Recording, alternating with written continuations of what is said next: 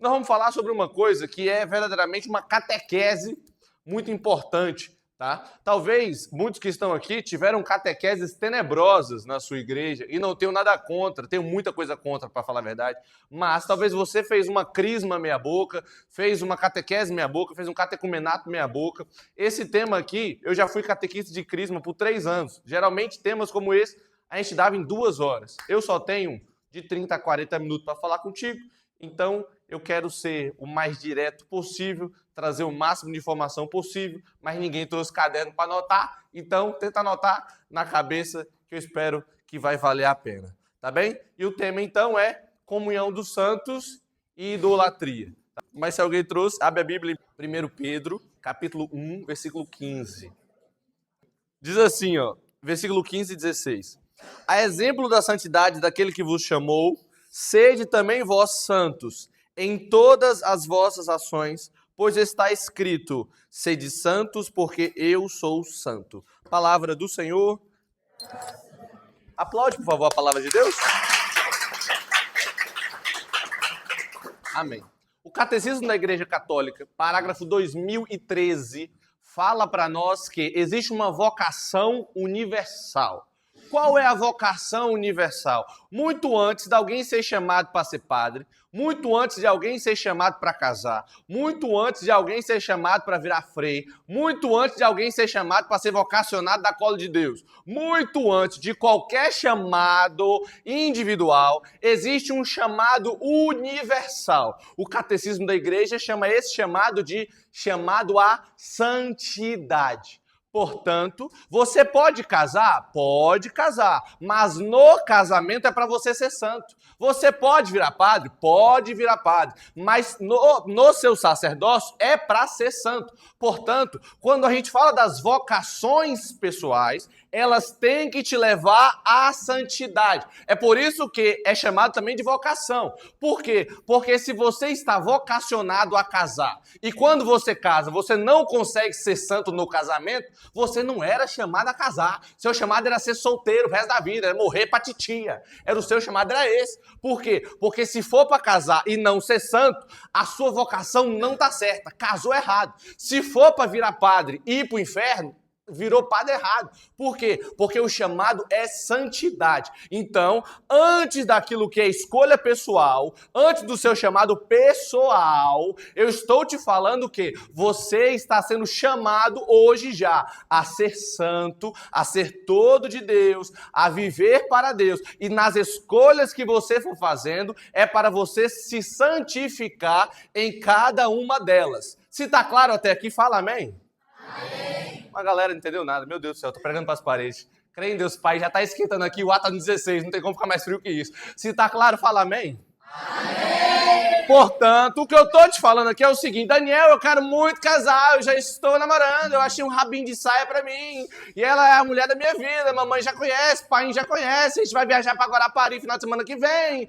Aqui, antes de vocês casarem, eu estou te falando que o seu chamado é você ser santo sem ela, você ser santa sem ele. Portanto, 2 santos se encontram e vão ser santos juntos. Não é para o chamado de vocês viverem à mercê um do outro. Portanto, na prática, o que eu estou querendo deixar claro no início dessa pregação, no início dessa palestra, é que você entenda que, primeiro, antes de tudo, é para você ser santo. Antes de você passar na faculdade que você quer, com o Enem, só umas 3 pessoas fez o Enem para valer esse ano, antes de você passar no Enem, Deus está te chamando para ser santo. Portanto, se você quer ser médica, é uma médica santa. Quer ser engenheiro, é um santo engenheiro. Quer ser advogado, é um santo advogado. Quer ser empresário, é um santo empresário. Quer ser coach, crê em Deus Pai, vira um santo coach. O que eu estou te falando é o chamado inicial. Antes de tudo, Deus está falando para você, em 1 Pedro 5, citando Levítico 11, versículo 44, eu estou te chamando. Você tem que ser santo porque o Pai é santo. E se o Pai é santo, Ele está dando a ordem para você. Isso aqui não é uma opção. Isso aqui não é um pedido. Isso aqui é uma ordem. A ordem é sede santo. Se o Pai é, vocês conseguem ser. Vocês são imagem e semelhança do Pai. Amém? Amém. Pergunta para quem está do seu lado. Você está entendendo esse rapaz? Amém. Então eu vou adiantar, tá bom? Você já entendeu até aqui? Aqui eu queria então separar o trigo do joio. Eu queria então explicar uma outra coisa. Portanto, inicialmente você sabe, todo mundo é chamado à santidade. Agora entra um segundo lugar, que entra as heresias que surgem, que é o quê? As pessoas confundem aquilo que é o chamado à santidade e os santos que nós católicos temos hoje, admiração dentro da igreja, com aquilo que é uma palavra chamada idolatria. Então as pessoas não sabem diferenciar e você, desde agora, precisa saber diferenciar, porque esse assunto, como um bom católico que você vai ser ou já é, vai vir à tona na sua vida, portanto, você tem que estar preparado, pelo menos, para rebater aquilo que for lançado contra você, seja por um colega de escola, seja por um parente, seja por um familiar, seja por um pai, por uma mãe, tá bom? Então, primeiro ponto, nós precisamos entender o que é idolatria. A idolatria, ela é verdadeiramente um culto à pessoa de Deus. E eu vou explicar isso, tem tudo a ver com o que a gente está falando, tá? Então a idolatria é você entender que acima de todas as coisas, Criador do céu, da terra e das coisas que estão abaixo da terra, existe um Deus maravilhoso. E ele é unitrino, é o nosso Deus Pai, Filho e Espírito Santo. Este Deus maravilhoso, a quem nós podemos adorar. Até aqui, todos os cristãos concordam. Seja cristão católico, cristão protestante, católico ortodoxo, católico de não sei o que mais, todo tipo de congregação cristã acredita nisso aqui, que existe um Deus unitrino no céu. Este Deus é o Criador de todas as coisas, é o Deus que se encarnou na pessoa de Cristo, que nos salvou no alto da cruz, é o Deus que hoje se faz presente pelo Espírito Santo. A essas três pessoas que eu estou falando para você, você pode falar a palavra adorar. Por que adorar? Porque idolatria vem justamente de um culto supremo, onde todo o seu coração se dobra para este ser, onde você fala que você é filho, criado, amado e sonhado por ele. Portanto, aqui existe um Deus criador e nós, como criatura desse Deus, nós o adoramos por ser obra dele.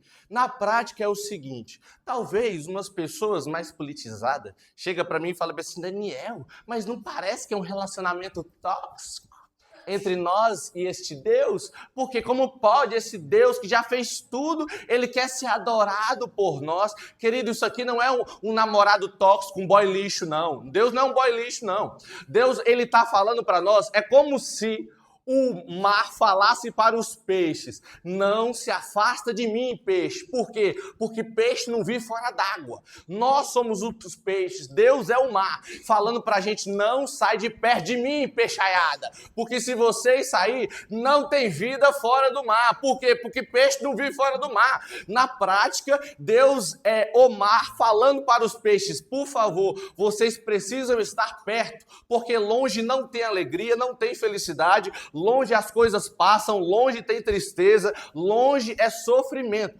Portanto, é por isso que nós adoramos o nosso Deus unitrino. Ele está acima de todas as coisas. Tem 1 milhão de passagens que eu podia citar para você. Como eu não tenho tempo para falar, eu não posso falar, mas tem um monte. Segundo Crônicas 16, fala que Deus controla a terra com o esplendor dos seus olhos. Filipenses 2, versículo 10, fala que diante de Jesus todo joelho se dobra no céu, na terra e debaixo da terra. Romanos 8 vem falar, se vivemos, vivemos por Cristo, se morremos, morremos por Cristo, quer morramos, quer vivamos, pertencemos ao Senhor. O que eu estou te falando existem inúmeras provas de que o nosso Deus merece ser adorado. A Deus Pai, Filho e Espírito Santo, a gente pode adorar. É por isso que a gente adora o Santíssimo Sacramento na quinta-feira. É por isso que a gente pode dizer que nós adoramos o Espírito Santo. É por isso que nós dizemos que nós adoramos Deus Pai. Por quê? Porque Ele é digno da nossa idolatria. Qualquer culto de idolatria que não seja a Deus unitrino é um pecado grave contra o primeiro mandamento da lei de Deus. Se está claro até aqui, fala amém. Amém. Repete comigo, eu estou entendendo tudo.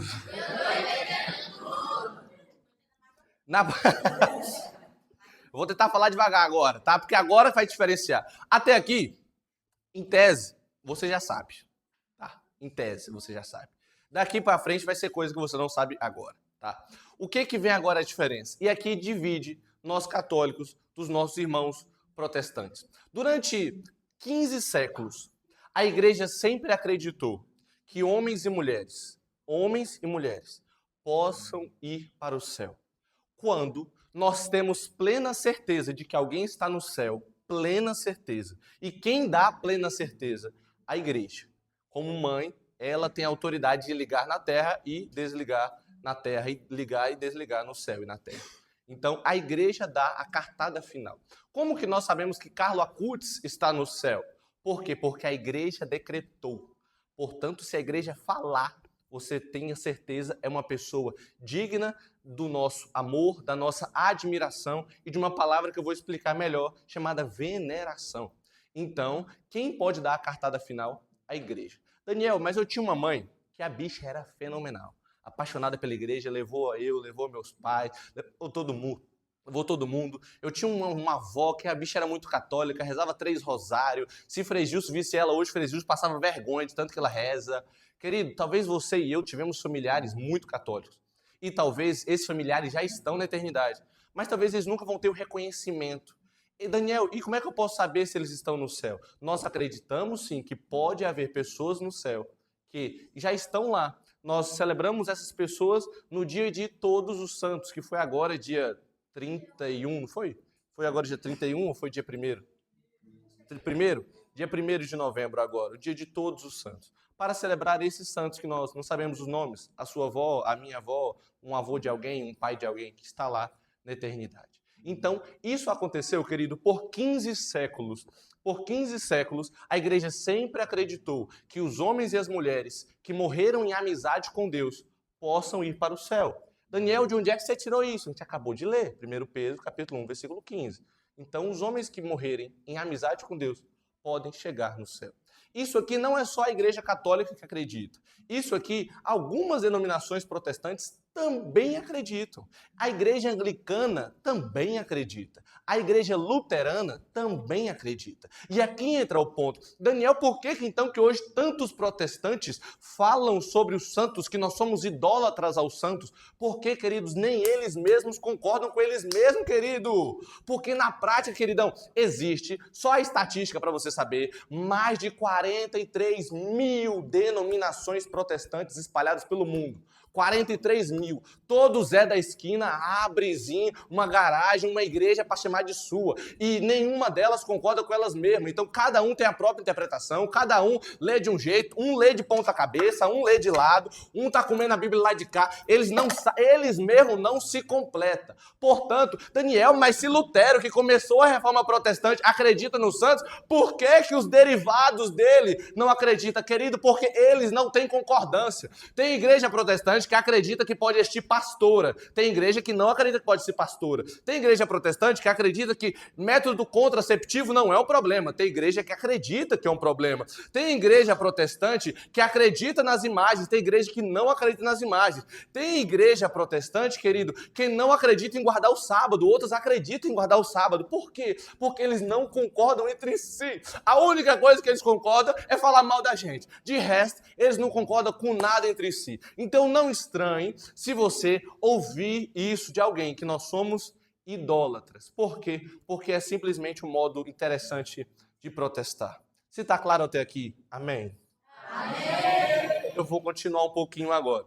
Como se tratando agora disso que eu estou falando para você, o que seria a nossa comunhão dos santos? Na prática, é o seguinte.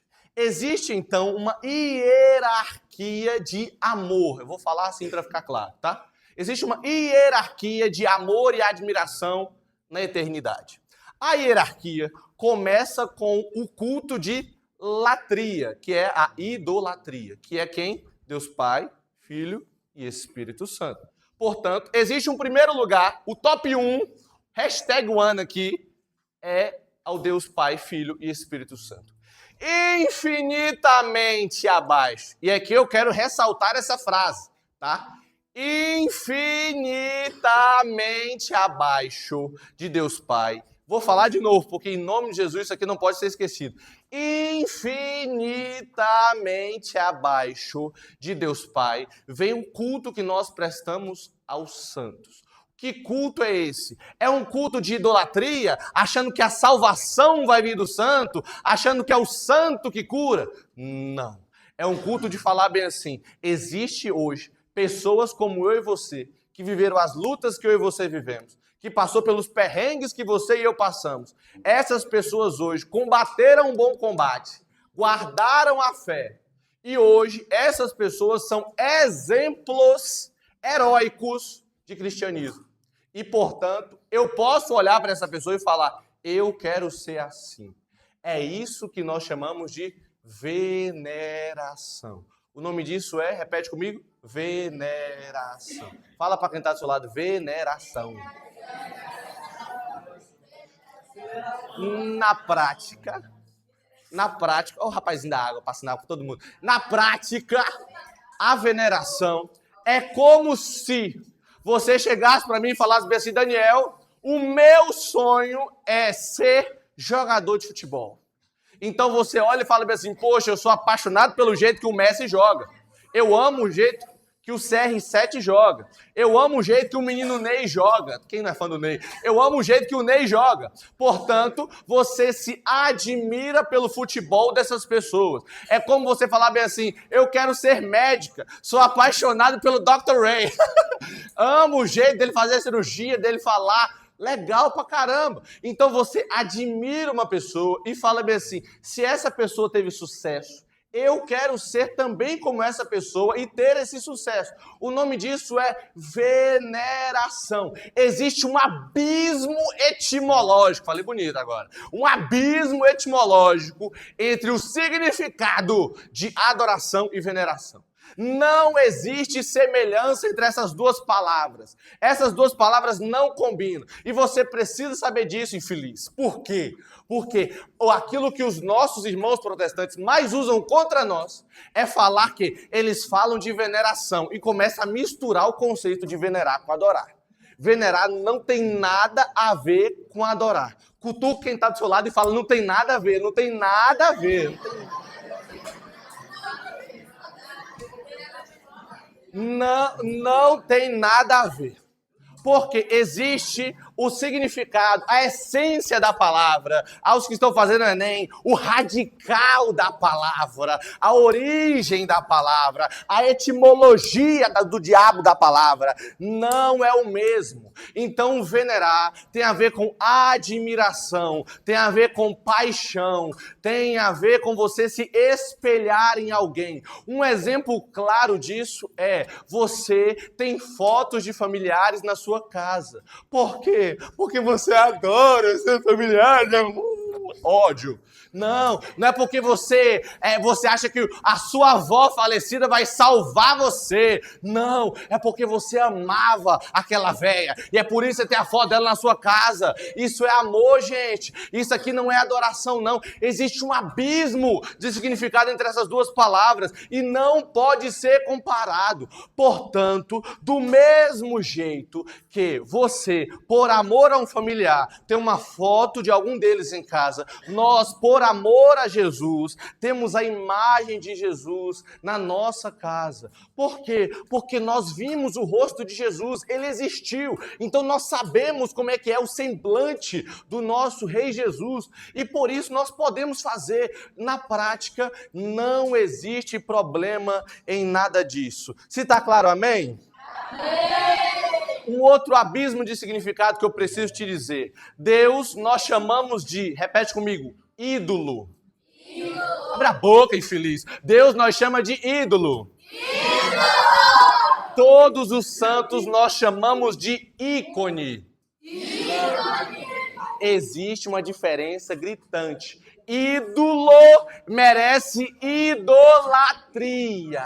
O ícone não merece idolatria. Na prática, o Ayrton Senna não foi um ídolo do Brasil, ele foi um ícone do Brasil. Na prática, Pelé não foi um ídolo da seleção brasileira, ele foi um ícone da seleção brasileira. Porque o ícone é uma pessoa que foi fera, foi fenomenal, foi referência. Trazendo para o âmbito religioso, foram as pessoas que são santas. E nós temos mais de 20 mil santos na Igreja Católica. O ídolo é somente um, que é o nosso Deus, Pai, Filho e Espírito Santo. Existe essa diferença. Portanto, por isso nós nunca iremos tratar nenhum santo como ídolo. Nossa Senhora não é ídolo, Nossa Senhora é ícone. São José não é ídolo, São José é ícone. Todos os santos são ícones da nossa igreja. E aqui eu queria falar agora difícil, só para aqueles que tiverem querendo aprender um pouquinho mais, vou falar para você agora, tá? Você que vai tirar 960 na redação do Enem, no terceirão, vou falar com você agora, para a glória de Jesus. 960, tá? Na prática é o seguinte, eu vou voltar ao que eu estava falando. A hierarquia celestial é, o primeiro culto é o culto de, repete comigo, latria. Abre a boca, gente. Esse menino da água não vai parar de dar água para esse povo, não, meu pai amado. Repete comigo o nome do culto. Latria.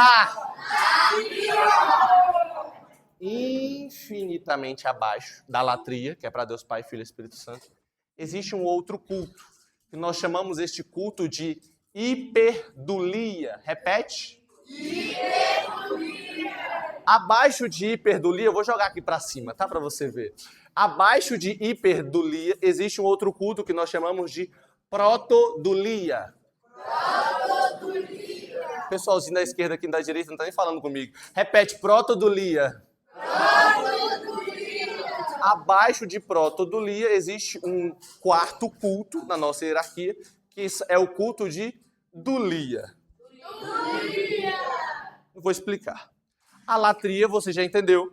Pai, Filho e Espírito Santo. Infinitamente abaixo, existem esses três cultos, que nós chamamos de hiperdulia, protodulia e somente dulia.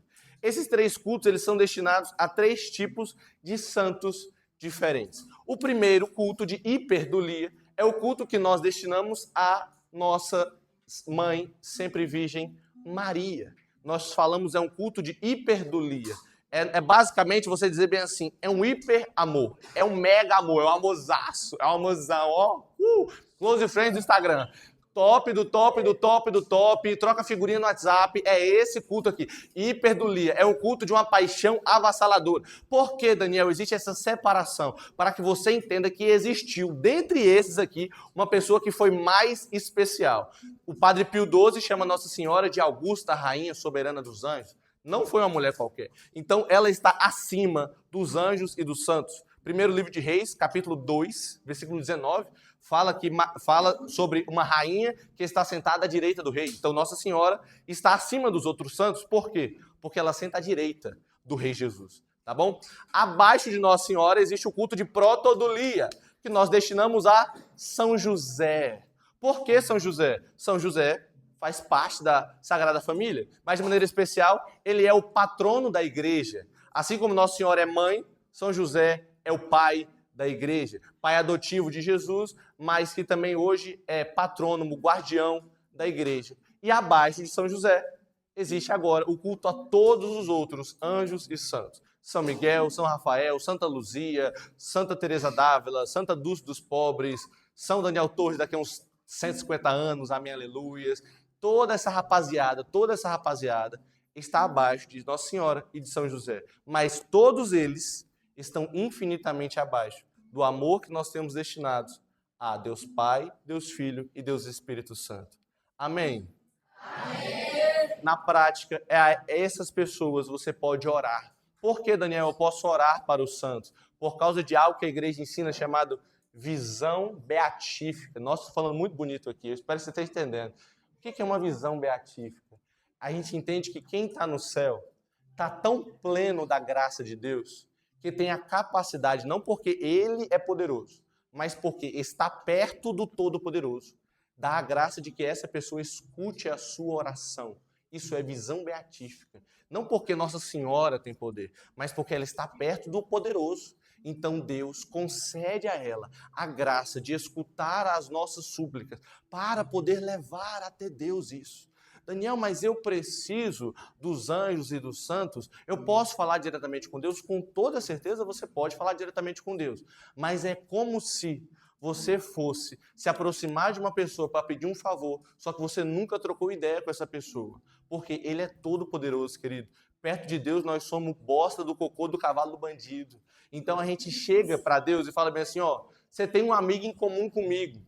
Fala para fulano lá que eu sou gente boa, avisa ele. Vou falar bem claro, português claro. Você está querendo ficar com alguém, mas você não tem coragem nenhuma de falar com a pessoa. Então você chega num amigo em comum que vocês têm e fala bem assim, me apresenta fulana, me apresenta fulana.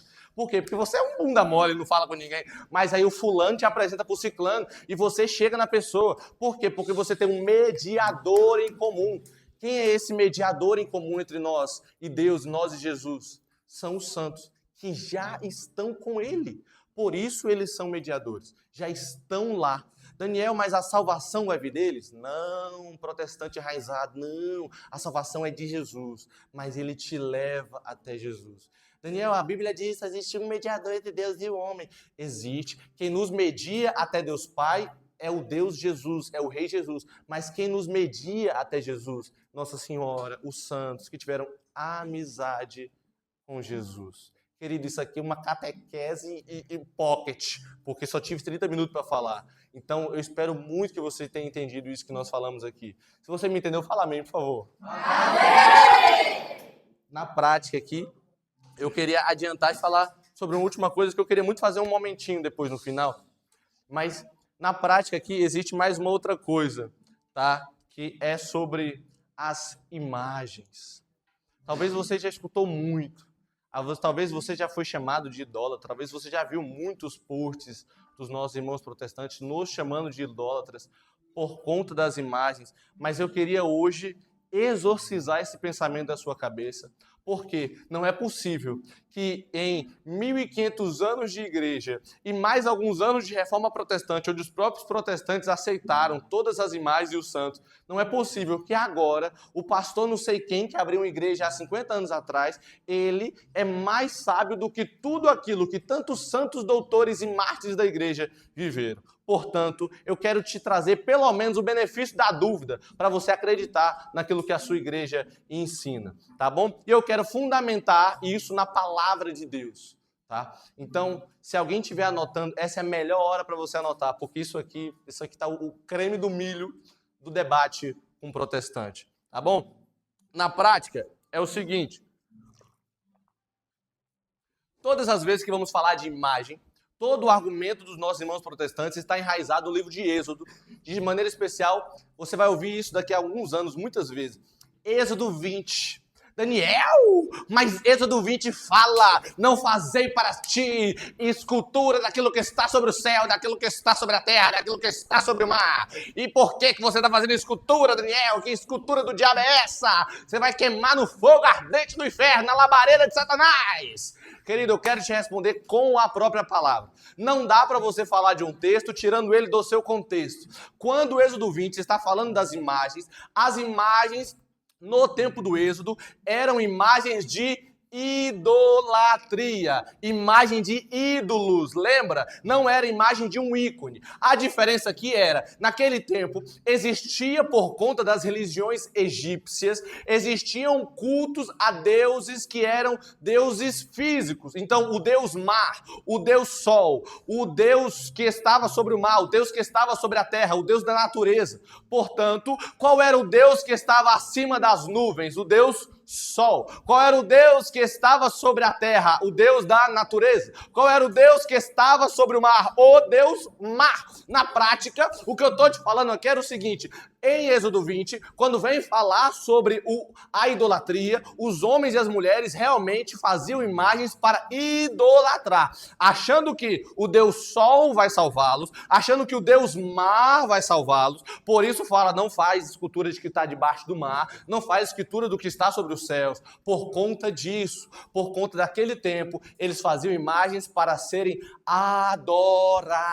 E como a gente sabe, não se pode adorar imagens. Nós falamos, as imagens se tornam para nós ícones, como a imagem da sua avó que você tem em casa, como a imagem do seu cachorro que você tem no seu quarto, como a imagem de não sei quem que você tem em casa, como a imagem que está na porcaria da tela de proteção do seu celular.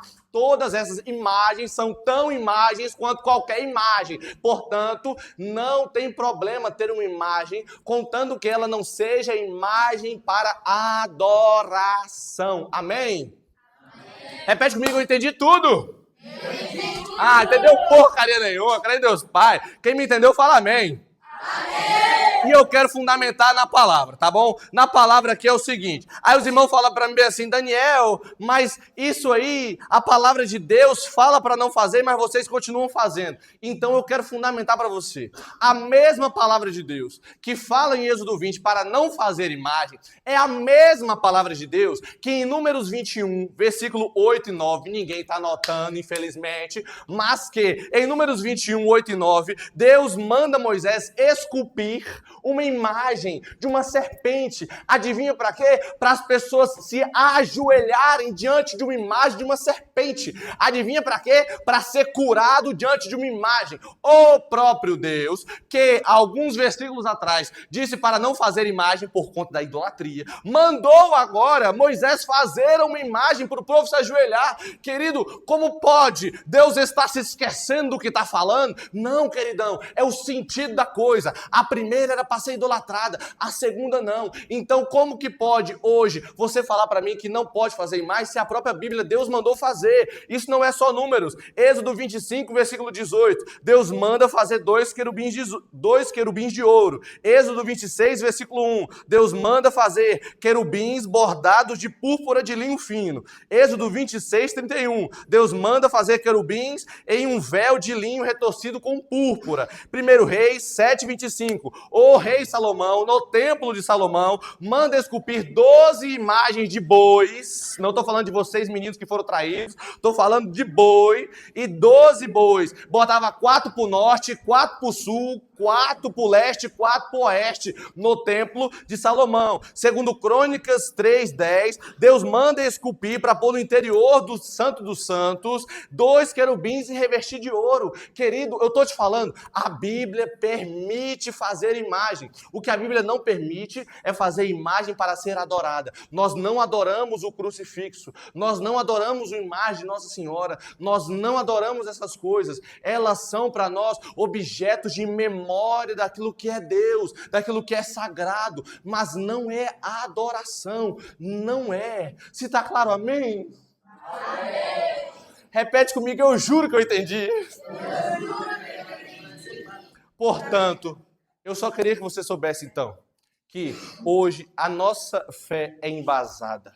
Não tenha medo de ser católico, não tenha medo de estar aqui nessa PA. Talvez você venha para cá porque a resenha é legal, porque tem gente que você gosta, porque tem menina bonita, porque, sei lá, você tem um crush com alguém, sei lá que peste você tem.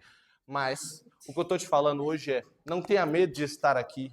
Por quê? Porque você está com a razão. A sua fé tem base, a sua fé tem doutrina. Se um dia você chegar para mim e falar bem assim, Daniel, eu era católico até ler a Bíblia. Safado.